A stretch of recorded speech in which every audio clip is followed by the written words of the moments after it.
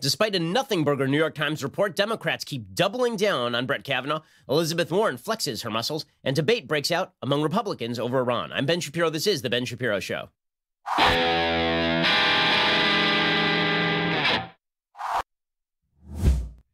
You know, our goal each and every day here at The Ben Shapiro Show is to bring you the news and also to trend on Twitter. So yesterday was a great day. We're going to see if we can match that today. We're going to try and trend on Twitter nearly every day because, hell, as my old mentor Andrew Breitbart used to say, whatever doesn't kill me just makes me more famous. But in any case, we'll begin with the still news of the day, and that is this ridiculous New York Times supposed bombshell on Brett Kavanaugh. So you'll recall from yesterday's famous show that the New York Times had this report. It was in the news analysis section. It was not in the news section because it wasn't actually news. It was in the news analysis section so they could pretend that it was quasi-news. And it was this excerpt from a book called The Education of Brett Kavanaugh. And the new bombshell report is that some dude who worked at a Washington nonprofit, that's all we knew about him, that this person says that he had once witnessed another dude push Brett Kavanaugh's penis into the hand of a woman who was sitting there.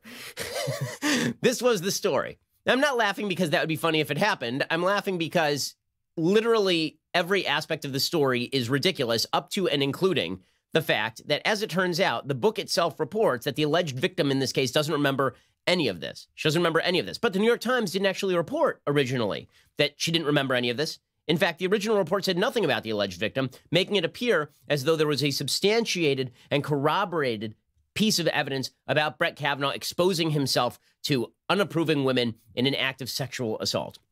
As it turns out, that was a bunch of crap, and the New York Times had to issue a correction in which they acknowledged that, yes, indeed, the alleged victim says that she doesn't recall any such event.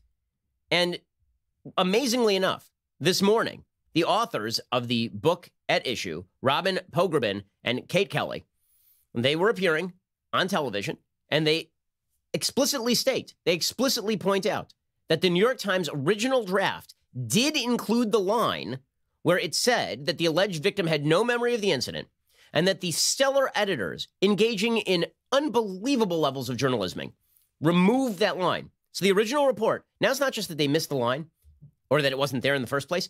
They had a line in there saying the alleged victim in this case doesn't remember the incident, won't be interviewed, any of that. That was in the original piece. And the New York Times editors, in all of their wisdom and glory, decided to remove that from the piece. Here are Robin Pogrebin and Kate Kelly, who actually write for the New York Times, talking about this. Somewhere in the editing process, those words were trimmed. Yeah, I mean, I think what happened actually was that, we had her name, and the Times doesn't usually include the name of the victim. And so I think in this case, the editors felt like maybe it was probably better to remove it. And in removing her name, they removed the other reference to the fact that she didn't remember it. So the way, in your draft for the Times, you used basically the exact words that are in the book that I deliberately left off the name, because that passage begins with the name. Yes. And so in their removal of the name, they ended up removing the whole what follows it. Yes. Oops. We took out the only relevant portion of the story, which is that the alleged victim doesn't remember this story ever happening. Okay, so how nothing burger was this story? Here's how nothing burger this story was. Vanity Fair is reporting this morning, quote, "Why did the Kavanaugh excerpt end up in the review?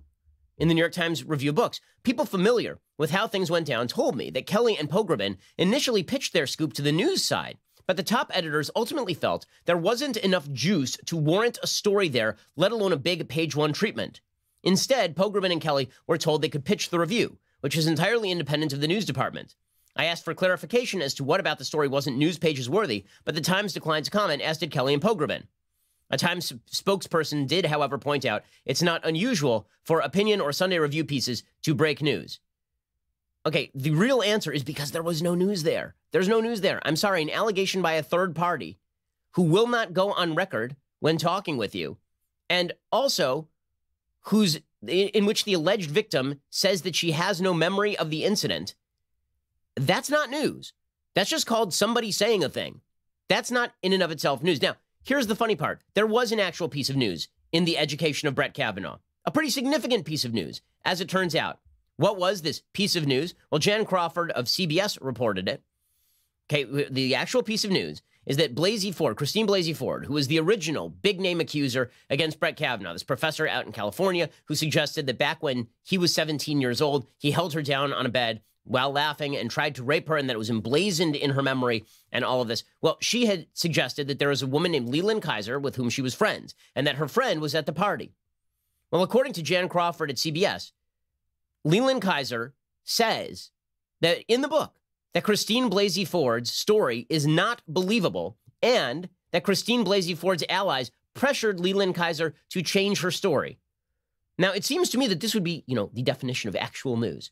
If it turns out that the biggest news story in America, the news story that put Christine Blasey Ford on the cover of national news magazines and had her touted as a Me Too heroine, if it turns out that her close friend, who was supposed to be the person backing up her story, said the story is not, number one, not believable, and number two, I was pressured by Ford and her allies to lie about it, isn't that a page one news story? Here is CBS Evening News reporting this. Speaking publicly for the first time to the Times reporters, Ford's close friend Leland Kaiser, who Ford said was at the party, said she didn't believe Ford's account and that it just didn't make any sense. She also said she told the FBI that Ford's allies pressured her to say otherwise. Now, all four people that Ford identified as being at that high school party in the summer of 1982 have now said no such party occurred. That's unbelievable. How is that not the front page news? Good for CBS for covering this. But what in the actual hell? What the hell? So we get now a renewed debate over allegations with regard to Deborah Ramirez that were supposedly corroborated by a completely separate incident substantiated by a third party who says that he saw a completely separate incident, not with Deborah Ramirez, but about a separate woman who denies that the incident occurred or that she remembers it. And that is front page news. That is news that we have to cover on the front page. Oh my God, how could the Republicans not investigate? Investigate what? An allegation by one dude that a thing happened where the victim says it didn't happen? Like, what exactly is supposed to be investigated there? But you know what we should definitely not report on, at least not on the front page of the New York Times, is the allegation in the same exact book, by the same exact authors, that the key allegation in the Brett Kavanaugh saga in the first place was doubted by the key witness cited by the alleged victim, Christine Blasey Ford. She's the one who called out Leland Kaiser. And she's like, yeah, my friend Leland can back this up. And Leland Kaiser was like, nah, sorry, this thing doesn't wash. I don't remember anything like this. Doesn't make any sense to me. And by the way, Christine Blasey Ford and her friends were pressuring me to lie about this. This is in the education of Brett Kavanaugh, in the same book. In the same book. Now that is newsworthy. That should be on page one of the New York Times. But instead, that doesn't make the New York Times at all. So Maggie Haberman over at the New York Times, after Jan Crawford over at CBS reported this. This is unbelievable. Maggie Haberman tweeted out, yeah, we at the New York Times knew that. We knew that. Right? Actually, we reported that. It's like, well, did you report that in, the same bold headline banner fashion as you reported this crap allegation by Max Stiers, who, as it turns out, we now have details on, and was a lawyer for Bill Clinton during his impeachment in the 1990s. Weird how everyone connected with these stories is super politically connected. Molly Hemingway also reporting that one of the reporters in this particular book, Pogrebin, was a longtime roommate at Yale with Kathy Charlton, the woman centrally involved in the anti-Kavanaugh efforts, according to public statements from her husband. It's unreal. It's unreal. None of this withstands a moment's scrutiny. Not a moment's scrutiny. And yet somehow, the story that the media take away from this is that Brett Kavanaugh needs to be impeached. We'll get to that in just 1 second. First, let's talk about making your company better. Hiring can be difficult, it can be slow, it can be arduous. Cafe Altura's COO, Dylan Miskowitz, he needed to hire a director of coffee for his organic coffee company, but he was having trouble finding qualified applicants, so he switched over to ZipRecruiter. ZipRecruiter doesn't depend on candidates finding you. It finds them for you. Its technology identifies people with the right experience and then invites them to apply to your job. So you will get qualified candidates and get them fast. Dylan posted his job on ZipRecruiter, said he was impressed by how quickly he had great candidates apply. He also used ZipRecruiter's candidate rating feature to filter his applicants so he could focus on the most relevant ones. And that's how Dylan found his new director of coffee in just a few days. With results like that, it's no wonder that 4 out of 5 employers who post on ZipRecruiter get a quality candidate within the very first day. I mean, ZipRecruiter is fantastic. Every day I look around the office and I think, who should I think about replacing with ZipRecruiter today? Like, for example, yesterday, we have a makeup artist here named Jess, and Jess is just a wonderful person. I love Jess a lot. She's terrific. But Jess decided to walk to the wrong studio and then walk back to this studio. So by the time she got here, she was like an hour late, and she was pouring sweat from walking in New York's terrible humidity. And I thought to myself, how could I make her day better? Well, theoretically, I could fire her and replace her with ZipRecruiter. I decided not to do that in the end. But ZipRecruiter.com would have been the resource that I would have used if I had decided to replace Jess with somebody who knows directions. Go check out ZipRecruiter right now. ZipRecruiter is effective for businesses of all sizes. Try ZipRecruiter for free at our web address, ZipRecruiter.com/dailywire. That is ZipRecruiter.com/DAILYWIRE. Try them out for free. ZipRecruiter.com/dailywire. ZipRecruiter is indeed the smartest way to hire. So, as I say, there was an actual piece of news in this book, The Education of Brett Kavanaugh. It was not reported anywhere except on CBS like a day later. Okay, then there was a piece of crap news, and that was the Max Stier piece of news. And it was just nonsense. It was just a nonsense piece of news because it wasn't news. Okay, and that ends up being the big story of the day yesterday. 2020 Democratic candidates coming out and saying that Brett Kavanaugh should be impeached over all of this. And the Federalist, which got an advance copy of the book, reports, quote, the book offers no evidence in support of the allegations made by Christine Blasey Ford, but, write the authors, their gut reaction was that her allegations rang true, which means nothing. I'm sorry, that means nothing. If I make an allegation, you're like, oh, well, that rings true. Well, that sounds like evidence in court to me. It rings true. It's like when you watch a detective show and somebody's like, I'm working off my gut instinct. Yeah, well, gut instincts in the past have been wrong about pretty much everything. Apparently, their gut instinct was based on the fact that Blasey Ford and Kavanaugh grew up in the same rough area, and she had once dated one of his friends. Further, Leland Kaiser had gone out on a date, maybe even 2 dates, they're not sure, with a friend of Kavanaugh's. None of that means that Ford was, in fact, assaulted by Kavanaugh, they write, but it does mean she has a baseline level of credibility as an accuser. What exactly is that supposed to mean? At the end of the book, according to Molly Hemingway, the authors say, quote, we spoke multiple times to Leland Kaiser, who also said she didn't recall that get-together or any others like it. In fact, she challenged Ford's accuracy. I don't have any confidence in the story. Okay, Hemingway also has detailed the pressure applied on Kaiser to get her to back up Ford's tale. So does the new book. It says that Ford's friends had, quote, grown frustrated with Kaiser. Her comments about the alleged Kavanaugh incident had been too limited, some of them felt, and did not help their friend's case. Surely, given what a close friend Kaiser had been, she could say more to substantiate Ford's testimony and general veracity, even if she could not corroborate Ford's more specific memories. Except she was supposed to have been at the party, so if she had gone out and said, you know, I don't remember this, but Christine, I totally believe her, how could she say that having been at the same party? Apparently, Kaiser told the authors, quote, I was told behind the scenes that certain things could be spread about me if I didn't comply. How is that not page one news? Who was saying to an alleged witness of a sexual assault that there would be rumors spread about her if she didn't comply with their wishes to testify about something that she didn't know to be true? I mean, that's a criminal act, folks. If you're trying to suborn perjury, right, if you pressure somebody to lie and you threaten them to lie, under oath, presumably, if you try to blackmail them, forget about suborning perjury, which requires an actual judicial proceeding. If you try to blackmail somebody to do something by threatening to release information about them, that is a crime. That is called How is that not a page one story? The new book also delves into one bizarre aspect of Ford's claim, according to Joe Curl over at Daily Wire, how she got home after she abruptly left the party. As previously reported in Justice on Trial, Kaiser continues to think about the story in which she was supposed to have played a part. She has both logistical and character-driven problems with it. Focusing on one of the angles that many women had trouble believing, she says, quote, it would be impossible for me to be the only girl at a get-together with 3 guys, have her leave, and then not figure out how she's going to get home. The authors previously note that Blasey Ford suggested that Kaiser might have driven her home, which they do not note is a change from her claim she doesn't know how she got home. Kaiser also reflects that the get-togethers of their youth were not like the one Ford described. She says, I just really didn't have confidence in the story. I mean, it's unreal. It's unreal. So there is a real story here. It is the story that the media are largely ignoring, except for Jan Crawford and CBS.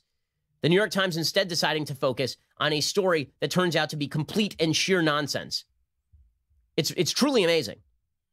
The New York Times, by the way, defended its coverage, and the way they defended their coverage is just ridiculous. So they have a piece today titled Answers to Reader Questions on our Brett Kavanaugh essay. The Times' deputy editorial page editor, James Dow, answers questions about how they handled the essay on the Supreme Court justice and a third accusation of sexual misconduct. Now, I want you to note how they even pitch the supposed third aspect of sexual misconduct. So they say, quote, the essay included a previously unreported claim that friends pushed Mr. Kavanaugh's penis into the hand of a female Yale student during a dorm party with drunken classmates. During the author's investigation, they learned that a classmate, Max Steyer, witnessed the event and later reported it to senators and to the FBI. The authors corroborated his story with 2 government officials who said they found it credible. Based on that corroboration, we felt mentioning the claim as one part of a broader essay was warranted. So even that last part, we as part of a broader essay, we mentioned it, suggests that there's no substantiation and that this is super weak. In other words, we couldn't have run with this story in the news section because it ain't news. So we ran with it in the broader context of Yale climate at the time to try and illuminate what was going on in the seedy halls of Yale. But even how they phrase the accusation is not true. So they say the essay included a previously unreported claim that friends did this, right?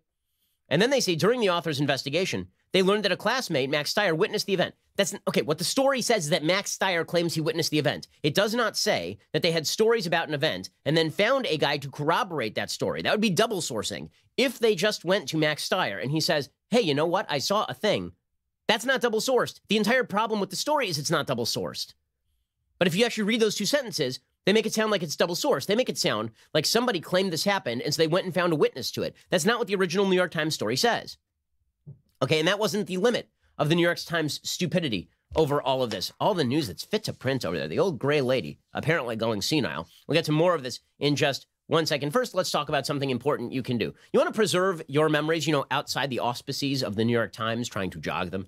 Perhaps you should go and preserve the memories that you got in your garage, in that cabinet in the back of your house, the ones that you haven't looked at in a while. You got tapes, you got old VHSs, and you have film, reels from your parents, and you've got old photos that are degrading. Why not just have all of those digitized? Why not have all that digitized, put on a thumb drive, put on a DVD, and then it's easy to access. You can use it. If, God forbid, something happens, you can run out of the house with it without having to schlep a bunch of boxes to your car. They don't degrade. Right? This is all great. This is what Legacy Box does, and it is a fantastic, fantastic idea for a gift. There are lots of people who are using Legacy Box for a lot of reasons. You're saving all of your family films and photos from degrading or being lost forever. Maybe you don't have a VCR anymore, so you can't even watch the tapes. Well, now you can. Send your Legacy Box filled with old home movies and pictures, and then Legacy Box does the rest. They professionally digitize your moments onto a thumb drive, digital download, or DVD. They've got easy-to-follow instructions and safety barcodes included for every single item. Over 450,000 families have trusted Legacy Box, including mine. There's never been a better time to digitally preserve your memories. Visit legacybox.com today to get started. Plus, for a limited time, they are offering my listeners an exclusive discount. Just head on over to legacybox.com/Shapiro to get 40% off your first order. Again, legacybox.com/Shapiro. Save 40% today. Get started preserving your past at legacybox.com/Shapiro. Get 40% off your first order. Great company. I know the folks who run it and founded it. And you're doing yourself and your family a service. Go check them out at legacybox.com/Shapiro. Okay, so as I say, the New York Times incompetence is not limited to merely what they reported and what they didn't. They then tweeted out something about how it may have seemed like harmless fun when Brett Kavanaugh started waving his penis around at people. And then they had to delete it because who said that was harmless fun? Has anyone ever said that's harmless fun? Like, really? Is that a common thing that people call it harmless fun?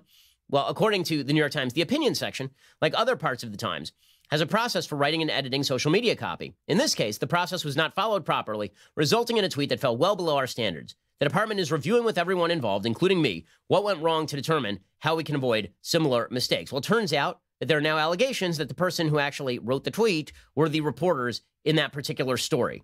So they wrote the tweet, and the New York Times tweeted it out as though it was the opinion of the New York Times itself.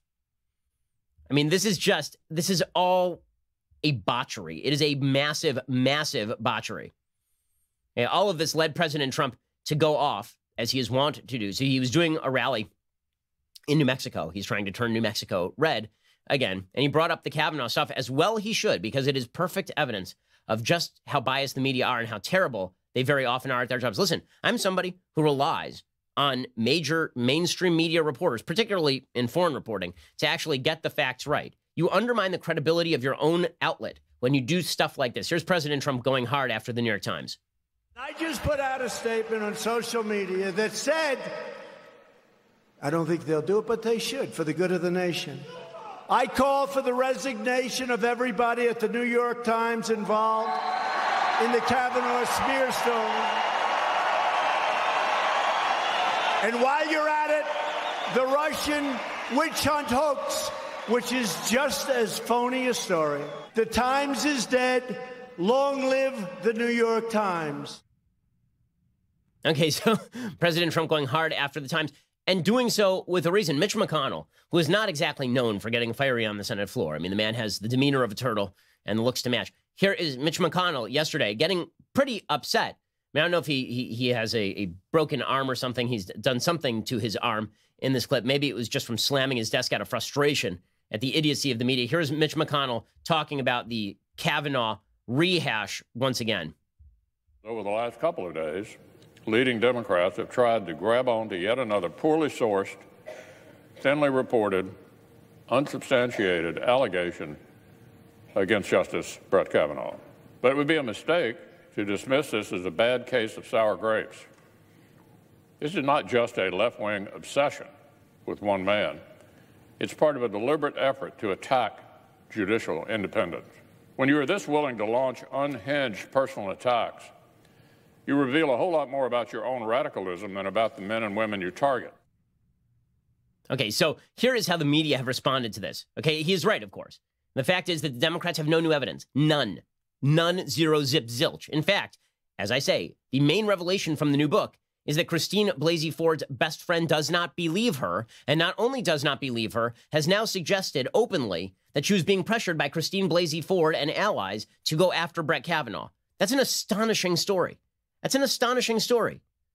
Imagine that the same thing had happened about Paula Jones in the 1990s, that there was somebody who Paula Jones counted on as a witness to her encounter with Bill Clinton, and then that person had come out and say, not only do I not believe Paula Jones, Paula and her friends in the Republican Party were calling me and pressuring me. You think that might have been front page news? But here, it's not front page news. It's reported begrudgingly and late by the New York Times. Here's how the media have decided to cover all of this. So is the story the botchery of the New York Times? No, that's not the story. The story is, according to the Washington Post, inaction on Kavanaugh allegations reignites political rancor. So you get this?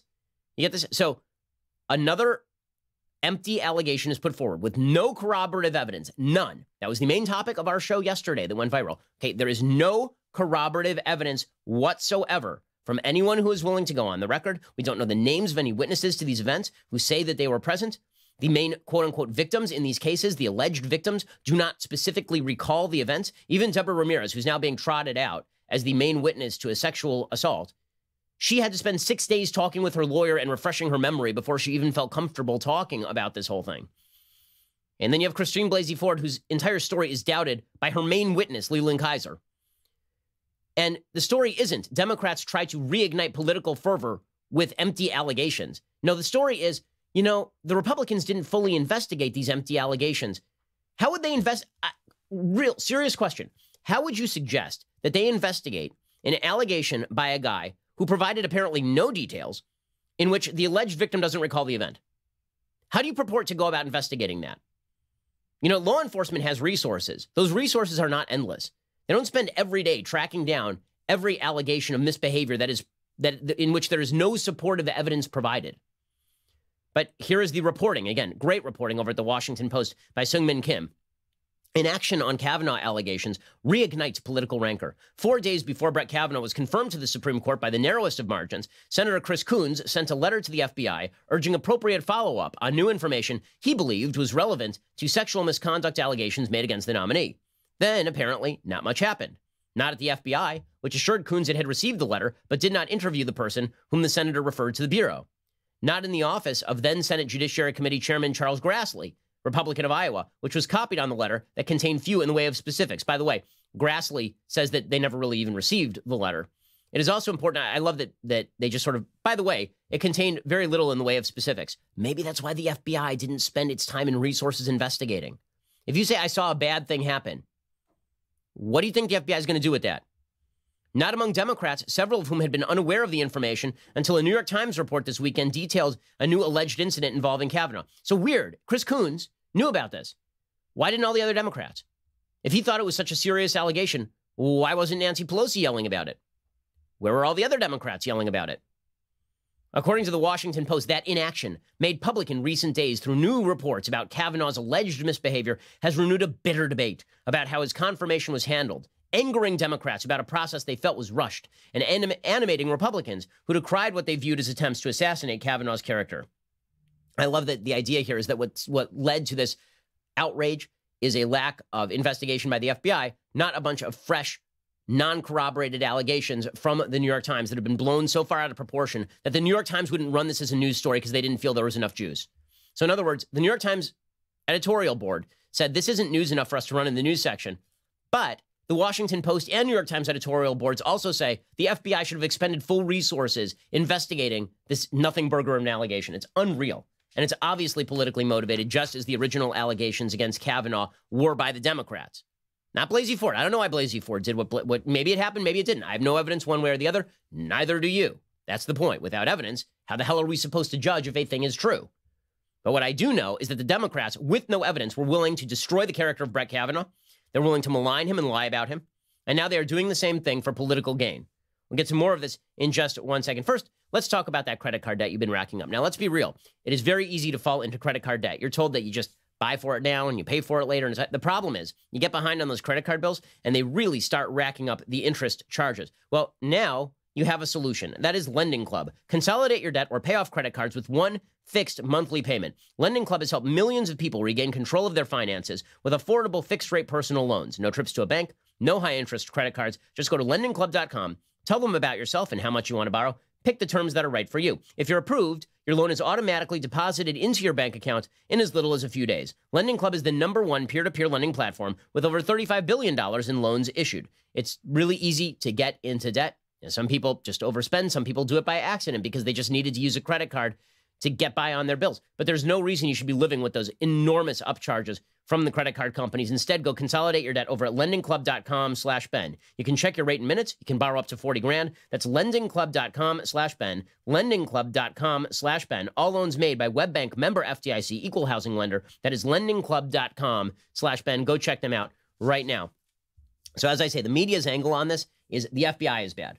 So just to get this straight, it's not that the New York Times is bad for printing a baseless allegation, or for editing that baseless allegation to make it seem like it had more of a basis, or for not bold-faced reporting on Christine Blasi Ford's close friend undercutting her entire allegation. Now, the problem here is the FBI.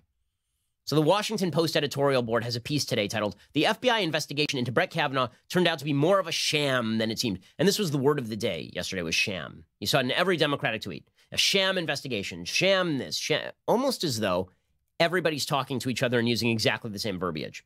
Weird. So the Washington Post editorial board says, in September 2018, as the battle over the confirmation of Brett Kavanaugh to the Supreme Court raged, then Senator Jeff Flake of Arizona and Chris Coons of Delaware struck a deal. Mr. Flake would delay confirming Kavanaugh until the FBI completed an investigation into credible allegations of sexual misconduct, but the investigation couldn't be open-ended or last ages. Despite these caveats, both senators insisted the inquiry must be conducted in good faith. GOP senators who subsequently voted to confirm Mr. Kavanaugh praised the resulting investigation for being thorough. Now comes additional evidence that the investigation was, in fact, far from thorough and more of a sham than it seemed at the time. Reasonable investigative steps were not pursued. The gumshoes over at the Washington Post. They know. Those gumshoes, those FBI experts. Again, I said at the time that the foolishness of Jeff Flake caving to the Democrats and pretending as though any FBI investigation would please them is insane. The FBI does not have unlimited resources. Beyond that, it is not the FBI's job to track down every unverified allegation made about a human. There were literally thousands of allegations that came in. All of them, I'm talking about like the crazy letters. Not one has been substantiated. Not one. You think the press haven't spent time trying to substantiate this stuff? If it was that easy, like what was the FBI going to do? Truly, that the media have not already done or have done now? And still the media can't come up with anything. So show me the evidence that the FBI missed the thing. What's the thing they missed? What's the crucial area they missed here? According to the Washington Post, in an article adapted from their forthcoming book on the Kavanaugh controversy, 2 New York Times reporters revealed that the FBI interviewed practically no one regarding one of the allegations against Mr. Kavanaugh, in which one of his Yale classmates, Deborah Ramirez, said Kavanaugh drunkenly exposed himself to her. During his Senate testimony, Kavanaugh said, if the incident Ms. Ramirez describes had occurred, it would have been the talk of campus. Our reporting suggested that it was, the reporters wrote. They found that federal agents interviewed none of the 24 people who Ms. Ramirez said could bolster her story and ignored an allegation of a second episode. Okay, that second episode is the one that we are talking about. As far as the as far as the general allegation that she had 24 witnesses or whatever.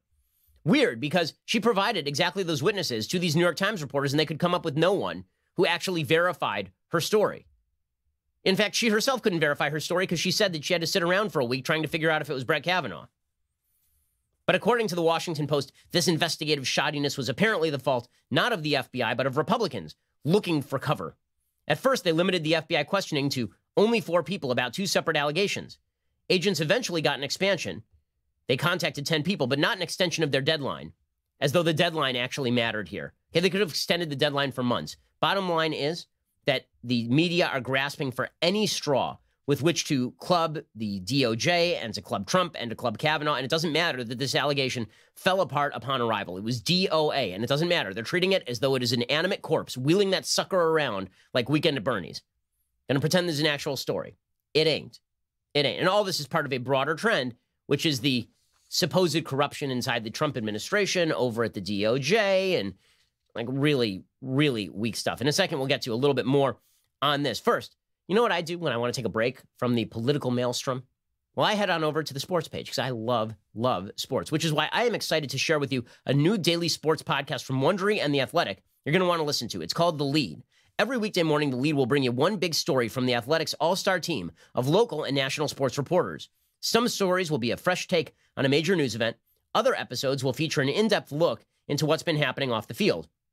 From the story of how a truly awful call in last year's NFL playoffs enraged the entire city of New Orleans, to in-depth interviews on mental health and sports, The Lead is your daily lens into the biggest stories of the day. It's hosted by a couple of great sports writers, Kavitha Davidson and Anders Kelto, who will take you close to the story through comprehensive reporting, fascinating clips, exclusive interviews you won't hear anywhere else. I love staying up to speed on sports, and so I've made this a regular part of my diet. Go subscribe to The Lead on Apple Podcasts or wherever you are listening to this right now. Again, if you love sports and you need a break from the craziness of the day, you're going to want to go check out The Lead on Apple Podcasts from Wondery. It is fantastic. Okay, in just a second, we're going to get to New York prosecutors honing in on President Trump's tax returns, and we'll get to Elizabeth Warren threatening to violate the Constitution every which way from Sunday. First, you have to go over to dailywire.com and subscribe. When you do, you get the rest of this show live. You get the rest of Andrew Klavan's show live, and Matt Walsh's show live, and Michael Knowles' terrible show live. You get all of those wonderful things. Also, when you get the annual subscription,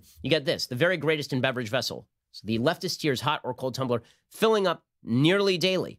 And you get the same sort of access that Media Matters has to this show, where they watch the show and then clip out of context a lot of things from the show and put them up. You can do the same exact thing, except not be an evil piece of garbage like the people at Media Matters. Go check us out right now over at dailywire.com. Again, for $99 a year, you're helping keep us on the air. You're helping us bring you the material that you love and that you need. We really appreciate it. We are the largest, fastest growing conservative podcast and radio show in the nation.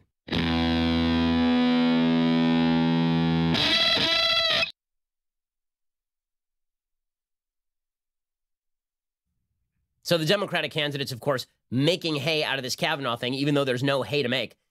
Kamala Harris, who is the most rehearsed, people have compared Elizabeth Warren to Hillary Clinton. Kamala Harris is much more similar to Hillary Clinton than Elizabeth Warren is. So Elizabeth Warren is a lot more shrewd.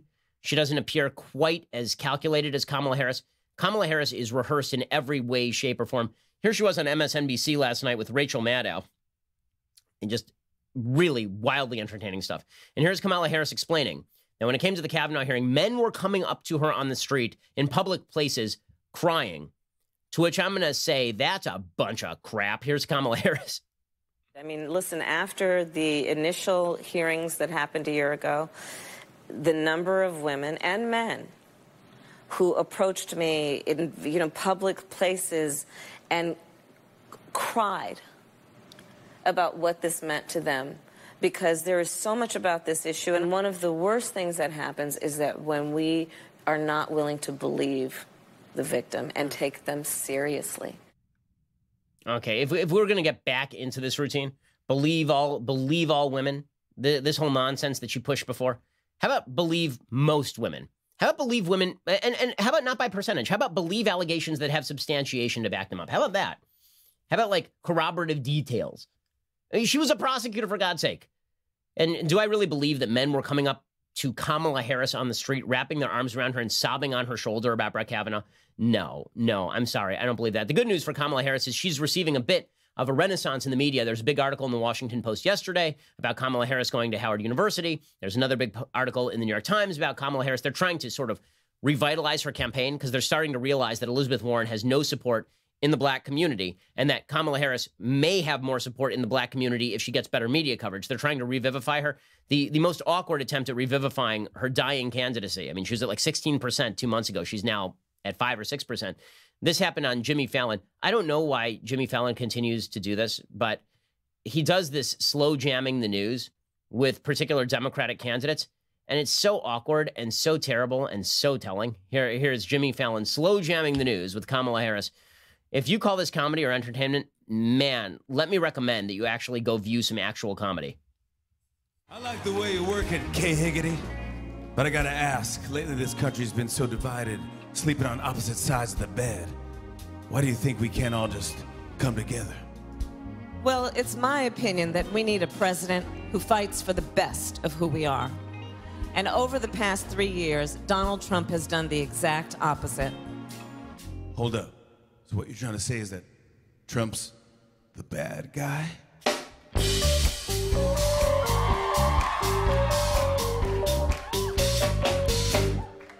Duh. So much humor. So much comedying. I can't imagine why Jimmy Fallon is falling apart in the ratings. Kamala Harris, wildly entertaining. Good stuff there from the 2020 Democratic candidates. Now, the fact is that she is not part of this race at this point at all, right? The main factors in this race are Joe Biden and Bernie Sanders and Elizabeth Warren. Elizabeth Warren held this massive rally in New York yesterday. Her campaign said 20,000 people showed up. The cop said something like 5,000 people showed up. Whatever it is, she is generating enthusiasm. Maybe it's a little bit AstroTurf, but she's generating enthusiasm. She was speaking yesterday in New York City, and she explained how basically she is just going to start ignoring this thing called the Constitution. She suggested that she's going to use her executive authority as president of the United States to fix the so-called pay gap between men and women. This coming from a millionaire woman who has paid hundreds of thousands of dollars to teach property at Harvard Law School for decades. Here she is explaining that women are highly victimized, so she should become president. On day one of my administration, I will use my executive authority to start closing the pay gap between women of color and everyone else, because it's about time we valued the work of women of color. We must recognize the systemic discrimination that infects our economy, and we must work actively and deliberately to root it out and set this country on a better path. My God, she's boring. I mean, that is intensely boring stuff and false stuff, by the way. Whenever she talks about the pay gap, she uses the debunked statistics, basically aggregating the average wage of various groups against the average wage of other various groups without concern with number of hours worked or the kind of job held or educational level or time in the workforce or time away from the workforce or any of that sort of stuff. You can't use your executive authority to fix the pay gap. You're going to have to explain how you're going to do that. But I love that people cheer for this sort of stuff because people have come to believe on both the right and the left, and it's really irritating, that the president is a magical personage. And if the president is just the right person, then they can wave their magic wand and boom, all of your problems just disappear. Well, she pledged another problem she would make disappear. She said she was going to fight corruption, did Elizabeth Warren, which is always amusing since Democrats are very much in the pocket of a bunch of different political interests, including particular unions. Elizabeth Warren yesterday suggested that she was basically going to run roughshod over the First Amendment. So it's not just that she's going to run roughshod over the checks and balances of power. She's also going to run roughshod over the First Amendment. No more hiring corporate lobbyists to staff up the federal government. Look, the right of every person in this country to petition their government does not protect a multi-billion-dollar influence industry whose sole purpose is to undermine democracy and tilt every decision in favor of those who can pay. Okay, now do unions, Elizabeth Warren, now do unions. Like, it's always fascinating to watch as the exact same people who are celebrating Walmart for injecting itself into the Second Amendment debate and celebrating like Zara's and Forever 21 for having comments about abortion. And those same exact people who are looking to corporations to be our moral leaders, like, those corporations have no rights. They have no rights. Okay, well, if the corporations are not people, then you're going to have to explain to me why you should tax a corporation. It's not a person. So why should you be able to tax a corporation? It's just a legal entity, after all. Why are you able to prosecute corporations? Right? Why are you able to bring them to court and sue them? So they're treated as people in every way under the law, except for if you and I get together, form an LLC, and decide that we want to spend some money on an issue ad in Virginia. Then it's very bad. Then it's corporate influencing. Unless we're a union. If we form a union, then Elizabeth Warren is totally fine with it. Okay, this agenda is particularly radical, but Elizabeth Warren is stealing the Bernie base, and it's working out well for her. Meanwhile, President Trump facing a couple of new obstacles today. According to the Associated Press, New York City prosecutors have now subpoenaed President Trump's tax returns. A person familiar with the matter told the AP on Monday. Now, I've long suspected that the reason that President Trump doesn't want his tax returns revealed is because they're going to reveal that he is not as wealthy as he says he is. Which, again, I'm not sure why he cares at this point. He should just be like, whatever, man, I'm only worth $1 billion or $500 million as opposed to $10 billion. Like, does he really believe anybody cares about that? Truly? Like, that would make for a few late night jokes, and everybody would go, yeah, dude's way richer than I am. So whatever. Nonetheless, he's now fighting a battle with the Manhattan District Attorney's Office at Cyrus Vance.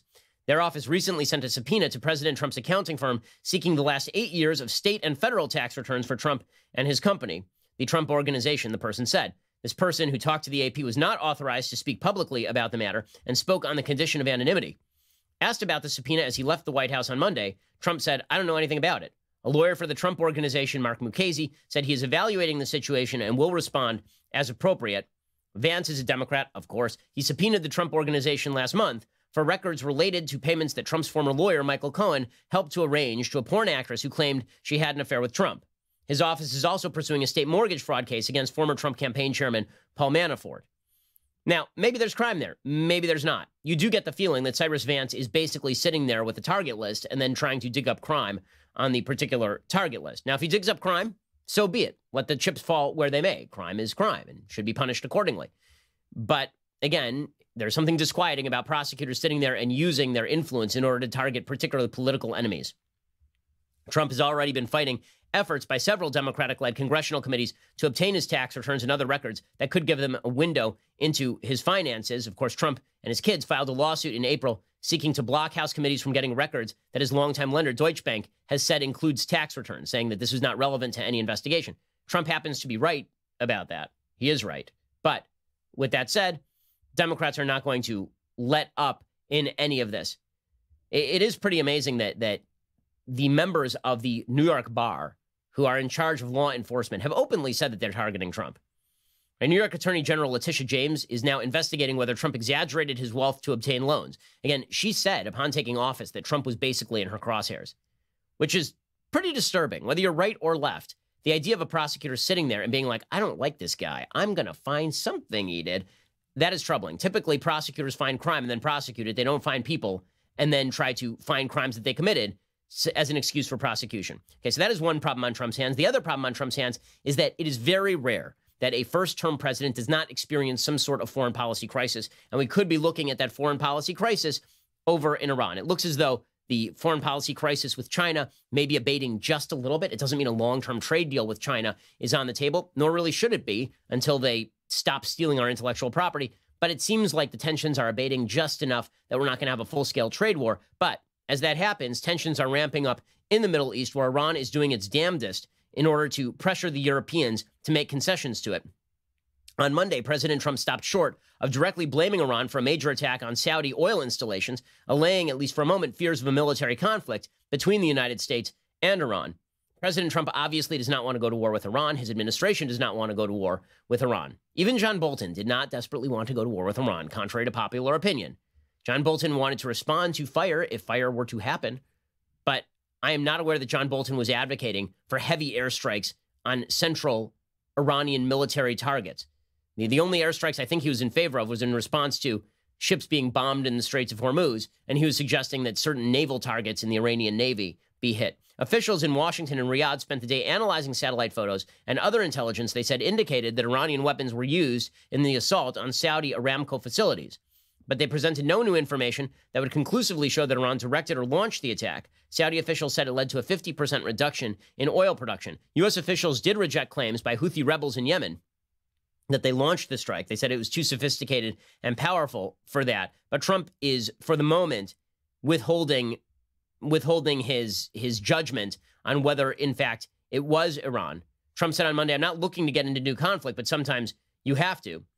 Asked what message he wanted to send to Iran, Trump said, "I think I'll have a stronger message or maybe no message at all when we get the final results of what we're looking at. There's no rush." So Trump is not rushing to go to war here. There seems to be a contingent of the Republican Party that believes that he is, and that I find weird. I've yet to see the evidence that Trump is desperate to enmesh us in a serious foreign war. Tulsi Gabbard, Democratic presidential candidate who has not met any of the thresholds for remaining in the debate, she's an isolationist on foreign policy, of course, very close with Bashar Assad in Syria and has toured over there and has praised him. In any case, she went after Trump, suggesting that Trump was prostituting the United States out at the behest of the Saudis. Yesterday, President Trump offered to place our military, my brothers and sisters in uniform, under the command of Prince Mohammed bin Salman, the dictator of the Islamist Kingdom of Saudi Arabia. You're offering our military assets to the dictator of Saudi Arabia to use as he sees fit is a betrayal of my brothers and sisters in uniform who are ready to give our lives for our country, not for the Islamist dictator of Saudi Arabia. My fellow service members and I, we are not your prostitutes. You are not our pimp. Okay, I am not aware anywhere here that Trump offered to put our soldiers under the command of Mohammed bin Salman, right? No one would be in favor of that, including President Trump. That's an insane contention. I mean, you can see that Trump is not interested in going to war here. The truth is that the only solution may be to just muddle through. And this is the underrated solution in American foreign policy. Everybody always wants a final answer to serious foreign policy questions. How can we make it so that terrorists are never a threat again? The answer is you can't. How can you make it so that Iran doesn't threaten the region? Well, maybe you can't. Maybe you have to just contain them. Maybe every day that there's not a full-scale war is a good day. Maybe every day that Iran is not multiplying its terrorist influence is a good day. Maybe every day that Iran goes without the funds necessary to spread its cancerous tentacles throughout the Middle East is a good day. Maybe foreign policy is really about just maintaining. And I know that's not romantic and it's not sexy, but maybe that's really what foreign policy generally is. And then you wait for opportunities to make a major push. And those opportunities are rare. And maybe that opportunity is not what is happening right now. I think Trump is actually demonstrating a fair bit of common sense here that I think is well worth it. Here's Trump yesterday explaining, listen, I haven't promised the Saudis that we're going to protect them. You know, that at the same time, he's saying, well, I'm not letting the Iranians know that we won't protect them because then that would obviously lead the Iranians to get more aggressive. I mean, that's not wrong. Have you promised the Saudis that the U.S. will protect them? No, I haven't. I haven't promised the Saudis that. We have to sit down with the Saudis and work something out. And the Saudis want very much for us to protect them, but I say, well, we have to work. That was an attack on Saudi Arabia, and that wasn't an attack on us. So now they're under attack, and we will work something out with them. But they also know that, you know, I'm not looking to get into new conflict, but sometimes you have to. Yeah, so President Trump was talking with the Pentagon. The Pentagon is urging him not to get into a new conflict. In a message posted on Twitter, Mark Esper, who's the defense secretary, he said that the United States military and other government agencies were, quote, working with our partners to address this unprecedented attack and defend the international rules-based order that is being undermined by Iran. So there is this delicate dance that is being played. One of the things that has to happen, obviously, is the United States should work to strengthen Saudi's capacity to defend itself against Iranian incursions. Otherwise, it does put the U.S. on the hook every time Saudi Arabia is in threat of invasion, right? I mean, that's how we ended up in the first Gulf War. The United States should be working with foreign nations to flag their vessels. The United States should be providing escorts to foreign boats in the Straits of Hormuz. Like, Iran should know that we're not looking for all-out war. But if you fire on an internationally flagged vessel, you will be fired upon. And if you attempt to send drones into Saudi Arabia, the Saudis should have the capacity to shoot down those drones and to retaliate in like fashion against Iranian military targets. Deterrence is an aspect of foreign policy. There seems to be this weird binary view of American foreign policy where if the United States threatens force, that ends up meaning that we use force. We threaten force like all the time in American foreign policy. And that is what is called deterrence. The vast majority of cases, deterrence is enough. We have the most powerful military on planet Earth. You know who doesn't want war more than the United States? Iran. Because if Iran were to actually go to full-scale war with the United States, you know who ends up dead? The mullahs. Okay, that is not a war that the Iranians want to fight. Now, does that mean that the United States should want to fight that war? Of course not. Of course not. I mean, we have too many people in the region. Our bases are not sufficiently protected. We are stretched militarily because of the Obama year cuts. But with that said, foreign policy is a delicate balance of the threat, the credible threat of aggression, combined with a desire for diffusing situations. And I think, frankly, that President Trump has not done a bad job on this front at all. And I think he continues to do a good job on Iran. We need to keep the pressure up. We need to strengthen Saudi Arabia's ability to defend itself from these sorts of incursions. But we shouldn't be looking to go to all-out war. And I think, frankly, that is where President Trump is at this point. Okay, time for some things I like, and then time for some things that I hate. So, things that I like today. There is a phenomenal series on Netflix, a really first-rate series on Netflix starring Sacha Baron Cohen, who, as it turns out, can act. And not just a comedic actor, actually a good, actor. Yeah, the series is called The Spy. He plays a spy named Eli Cohen. Eli Cohen was one of the most famous spies in Israeli history. He actually rose to become, effectively, the deputy defense minister of Syria. I mean, it's an amazing story. He infiltrated the government of Syria in the 1960s and became so friendly with everybody that they elevated him to one of the top government positions. He was special defense advisor to the president of Syria in the middle of the Israeli-Syrian conflict. And his work was responsible for saving innumerable Israeli lives. It's a touching story. It's a tragic story. It's really, really well done. Gideon Raff, who's the guy behind the original Israeli version of Homeland, created the series, and Baron Cohen does a terrific job with it. Here's a little bit of the preview. Do you consider yourself a patriot? I love this country with all my might. Welcome to Syria. If your country needed you to lie to your friends, your family, your wife, would you do it? I will be a buyer working for the government. If your country asked you to risk your life, would you do it? This is the opportunity for me to give you the life that I promised you, Daddy.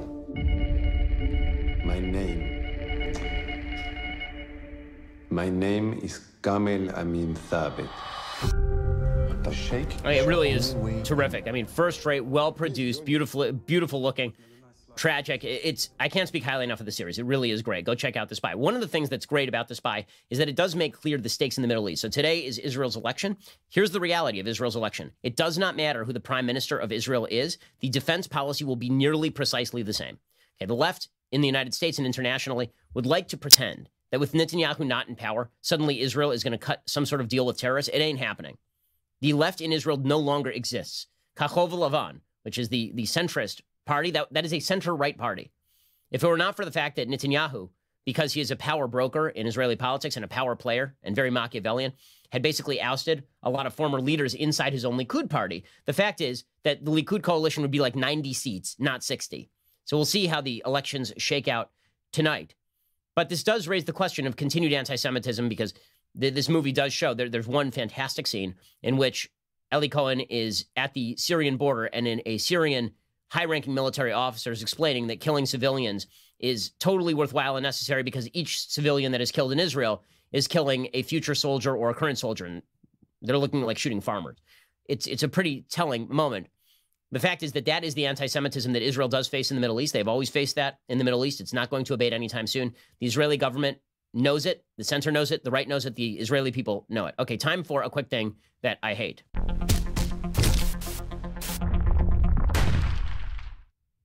So speaking of the continued prevalence of anti-Semitism and the willingness to abide it on the left, the Women's March has gotten rid of some of its leaders. So they finally got rid of Linda Sarsour. She is out. So is Bob Bland. So is Tamika Mallory.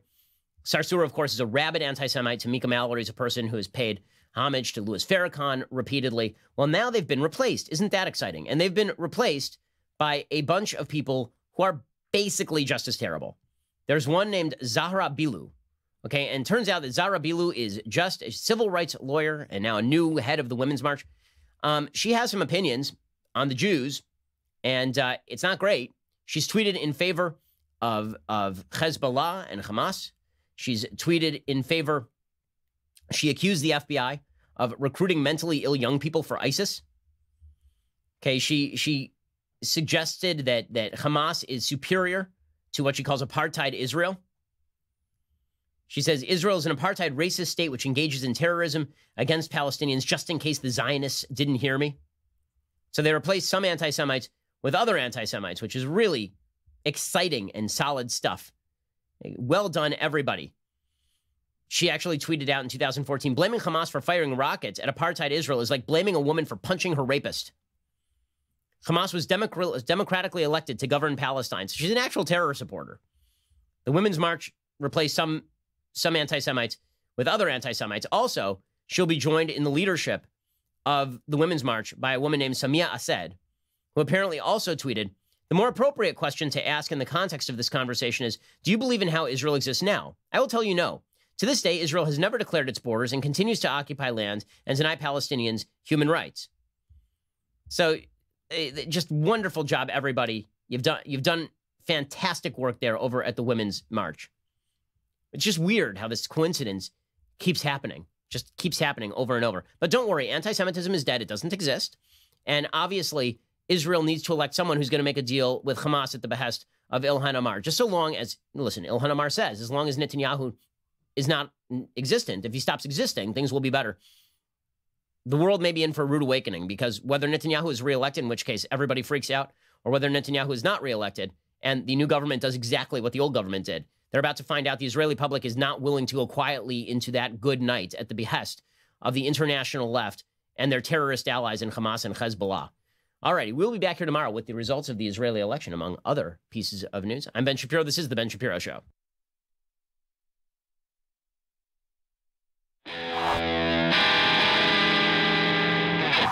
The Ben Shapiro Show is produced by Robert Sterling, directed by Mike Joyner, executive producer Jeremy Boring, senior producer Jonathan Hay. Our supervising producer is Mathis Glover, and our technical producer is Austin Stevens, edited by Adam Sayevitz. Audio is mixed by Mike Coromina.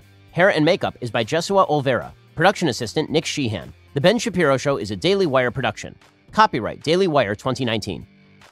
On the Matt Walsh Show, we're not just discussing politics. We're talking culture, faith, family, all of the things that are really important to you. So come join the conversation.